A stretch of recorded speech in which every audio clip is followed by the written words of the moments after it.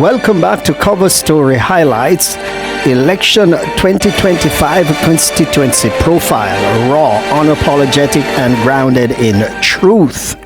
Today we continue in the fertile parish of St. Elizabeth and turn our spotlight on St. Elizabeth Northwestern, a seat with a history as fascinating as it is politically stubborn. St. Elizabeth Northwestern came into being in 1959 when the old St. Elizabeth Northern constituency was split into Northeastern and Northwestern.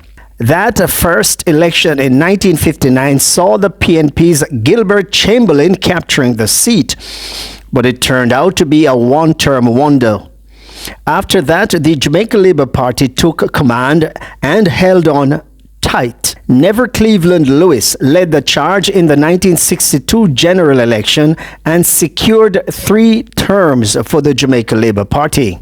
Then in 1976, he passed the baton on to his son, Neville Lewis Jr., who kept the family name alive in local politics. The JLP only other stumble came in 1993 when Neville B. Lewis lost to the PNP's Melford Brown. But then the 1997 general election ushered in a man who would come to define the constituency for nearly 3 decades, William J.C. Hutchinson. Hutchinson turned St. Elizabeth Northwestern into a virtual PNP fortress, winning every election from 1997 up until 2020. The PNP came close only once in those years, the 2002 race, where Hutchinson squeezed past Stanley Redwood by just 247 votes. Hutchinson polled 5,575 to Redwood's 5,328 votes. Since then, the PNP hasn't crossed the 5,000 vote mark. Interestingly, Hutchinson also has not passed the 7,000 vote mark. Hutchinson seemed to have 9 political lives, pulling off wins even in 2011. When many thought he was finished, he defeated Richard Rowe 5,689 to Rowe's 4,823 votes. In 2016, the PNP tried a big-name strategy, fielding former West Indies and Jamaica fast bowler Darren Powell. But Hutchinson still prevailed.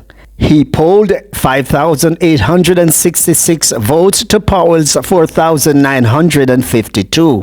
In 2020, it was Ryan Keating's turn to try, and he failed. He failed to break the JLP's hold. But now, it's 2025, and the long Hutchinson era has come to an end. Some say he stepped aside. Others say he was nudged out by the party over growing nepotism allegations. Either way, the JLP has put forward Andrew Morris, principal of the Locovia High School, with no political track record, but reportedly he has Hutchinson's endorsement. The PNP has countered with another educator, Patricia Scarlett Forrester, principal of the Pisgah Primary School in Newmarket.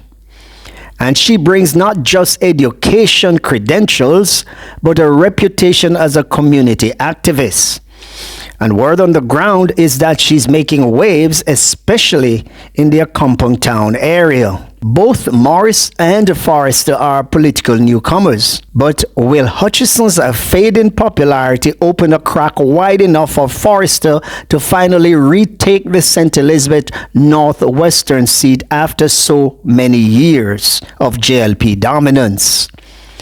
We're yet to see. The PNP is betting big that it can, and Forrester is putting up a grassroots fight, reaching out to the constituents and trying to bring a new era of politics into St. Elizabeth Northwestern. Will local frustrations finally outweigh party loyalty? The PNP is energized on the ground, and it seems very much like Forrester is leading a grassroots campaign. As always, we will be watching. Only the ballots on election night will tell the full story. That's it for today's CoverStory Highlights Constituency Profile 2025. Don't forget to like, subscribe, share, and drop your comments below. Will this constituency stay green or will it turn orange? Next time we head over to St. Elizabeth Southwestern, where we look at Floyd Green versus Miranda Wellington. Join us then. Until next time, have a good one.